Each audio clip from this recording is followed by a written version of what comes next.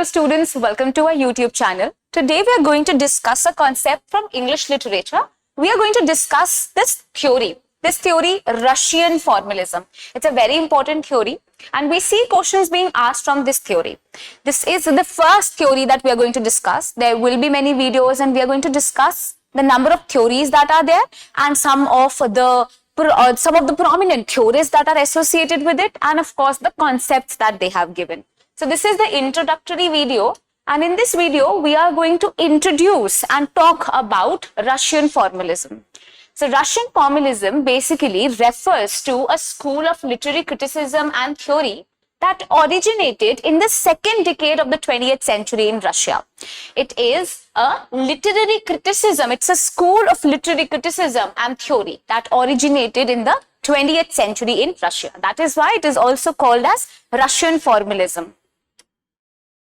Then, members of what can be loosely referred to as this formalistic school basically emphasize first and foremost on the autonomous nature of literature. They talk about the nature of literature as standalone and consequently the proper study of literature.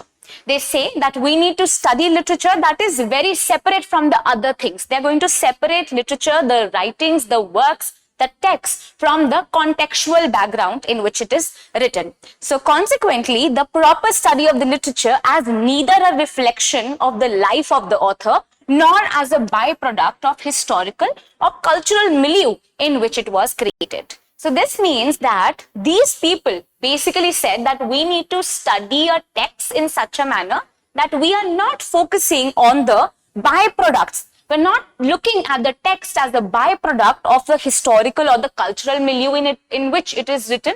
This means that the text that you are studying, only the text is important. The language that is used is important rather than the context. So for them, the text is what? The text is an autonomous entity in itself. The text is an entity in itself and you do not have to positionalize it or study it with the reference of the context that is there.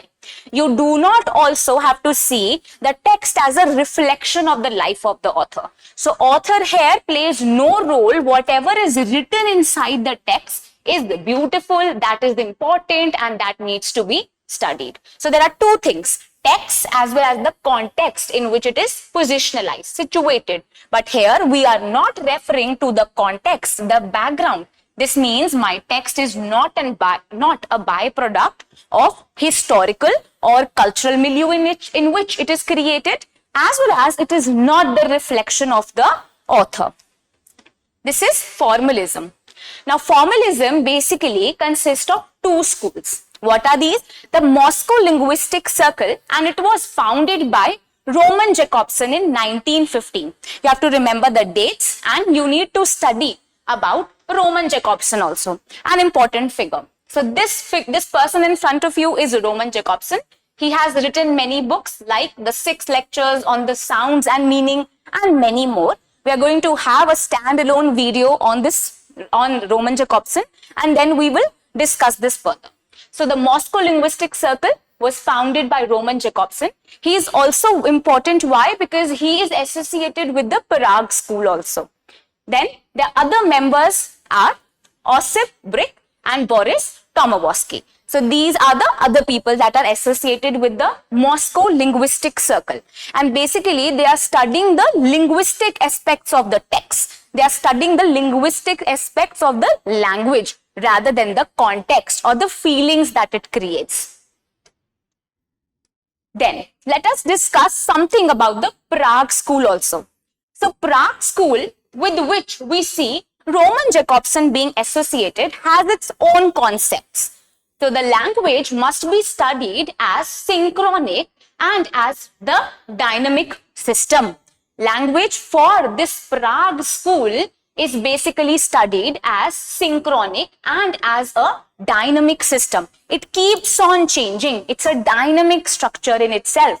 Language is systematic in that no element of it can be satisfactorily analyzed and evaluated in isolation, and assessment can only be made if its relationship is established with the coexisting elements in the same language system. This means that if you are looking at the language, you cannot leave the language in itself. So for example, there is this word called as, say, this is an example that you can have, walk. So walk is a word that you have, but the meaning of walk is very arbitrary. You will understand the word walk better when you look at the other words which are being used with it, right? So walking out of the class and walking towards my home, these are two different things. The usage of this term walking becomes different. This means that language is a very systematic study and no element of it can be satisfactorily analyzed or evaluated in isolation, right? So with this example, you can understand things that in isolation, there is never a meaning of a given word. It is always coexisting elements that play a major role in the language system. Language is functional in that it is a tool for performing a number of essential functions or tasks for the community using it, right? So language has a central function that is given to it. This is what Prague linguistic school thought, and they propagated these things. The general approach in the study of language for the Prague school can be described as a combination. So these people, these Prague linguistic circle, actually studied language as a combination of two things. They thought that it's a combination of functionalism. These are the Russian formalists were also following functionalism, and it is also associated with structuralism. These are other theories that we will be discussing further. So structuralism हम बाद में greater detail में पढ़ेंगे. But what was these Prague school talking about? Prague school studied language as the coming together of two different things. First, the combination of functionalism, which talks about the components of language like the phonemes, the morphemes, the word, the sentence, etc. that exist at the particular function. While structuralism is also there, the context, not just the components of that, is also important, right? So what is the functionalist telling you? Functionalism says that you need to look at the phonemes, the morphemes that are there. And what is structuralism saying? As I told you, this is the word walk or maybe walking. You can take this example. So these are two sentences. I am walking out of the class, or I am walking towards my home. So walking out of the class can be a angerful expression, while walking towards a home can be a normal day-to-day activity. So the meaning of the word walking also becomes very arbitrary. This is what structuralists were saying. But of course, the context is not important, right? So you have to study whatever is written on the text. That is why they are associated with Russian Formalist. In addition, synchronic and diachronic approaches are seen as interconnected and influencing each other. This is what Prague school was talking about, and Roman Jakobson is associated with it.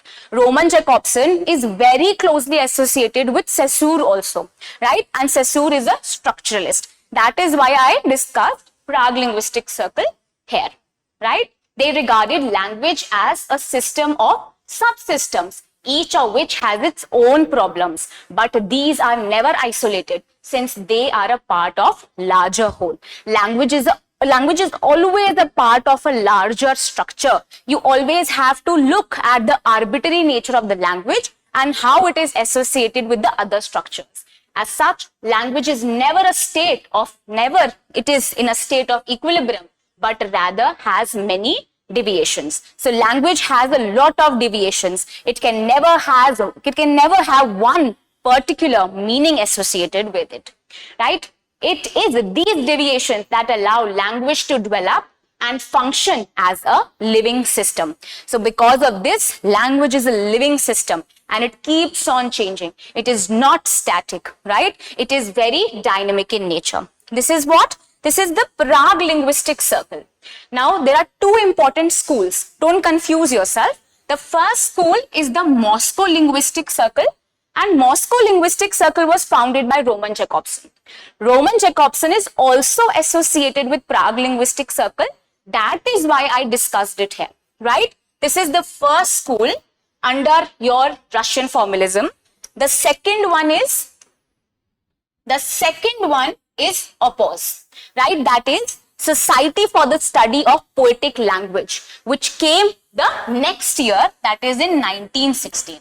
Right? So these are the two schools that are associated with the Russian formalism. The Moscow Linguistic Circle, and then we have the Society for Study of Poetic Language. Members like Victor Shavorsky, Boris Ekebom are associated with it. This picture in front of you is of Victor Shavorsky, a very important person associated with the Society for the Study of Poetic Language. Then let us conclude what these Russian formalists were talking about. So they rejected the prevalent socialist view of literature, which emphasizes on the historicity of the text. So they are not talking about the society per se. They are only saying that text is important. What is important? Text. And the context is not at all important. So there is no author, no personal details of author is important, and no historic value is given to the text. Whatever is written in the text is important. So there are two schools associated with Russian formalism. There is the Society for the Study of Poetic Language, and then there is the Moscow Linguistic Circle. Moscow Linguistic Circle was founded by Roman Jakobson in 1915. Roman Jakobson also is associated with Saussure. He is also associated with Saussure being a structuralist, and he started the Prague Linguistic Circle also, right? And who is the leader or the founder of the Society for the Study of Poetic Language? That is Victor Shavorsky. Now, let us go further. So there are some statements that are important. Directly, they can also ask this paper के अंदर ये एक statement दे दिया and you need to identify किसने बोला है. And they are also going to describe and talk more about Russian formalism. So according to Roman Jakobson, the study of the literary scholarship is not literature in its totality, but literariness, that is, which makes of a given work a work of literature. So a given work is only a work of literature because of its literariness that is there. That's the totality that you have to look. Then Boris Ekebom said that the literary school ought not to be concerned solely with the inquiry into the distinguishing features of the literary materials. And now, what is literariness? This is the question that comes into picture. So the language used in a text that is produced is called as literariness. So these Russian formalists were saying that yes, the text is only important, the context is not important. The way you were writing, the metaphors, the metonymies we are using in the text are more important. The phonemes, the morphemes, these are the things that are more important rather than the context, right? So they are saying that you need to use a literary language, and a literary language is very different than the ordinary language because you have to create an impact on the other person who's reading the text. You need to create an impact on the reader's mind. That only comes when it is a text that has literariness in itself. That means it uses a language that the text produces. It is very different than the ordinary language. According to the formalists, the literary language is different from the ordinary everyday language that we use. If that's not the case, then the things become too familiar and easy for us to understand, right? So the locus of the peculiarity literary has to be sought not in the author's or the reader's psyche, but in the work itself. So the peculiarity that is there in the text need not to be in the author or the reader's psyche, but in the text itself, right? So if I deliberately tell you that something is written in a very different manner rather than something written in one go, for example, if I write my name like this, so you can easily read it, it's Aanchal, rather than if I write it in a very, in a pompous manner. So you will try to read it further and you will, you give more time to that particular word also.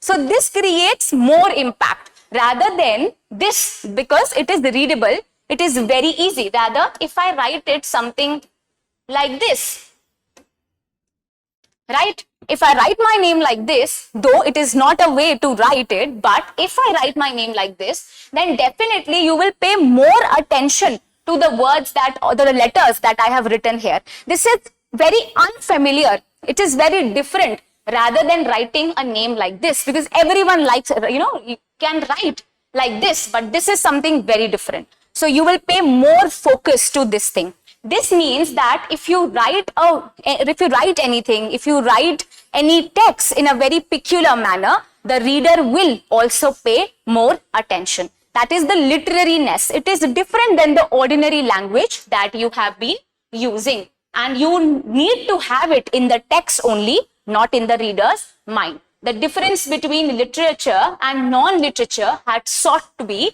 in the mode of the presentation only. The text has to be in such a manner that the reader responds to that in a particular manner, right? If it is too ordinary, then it would be easily forgotten by the reader. So Wordsworth said that whatever you're writing should be ordinary, so that you remember it for a longer period of time.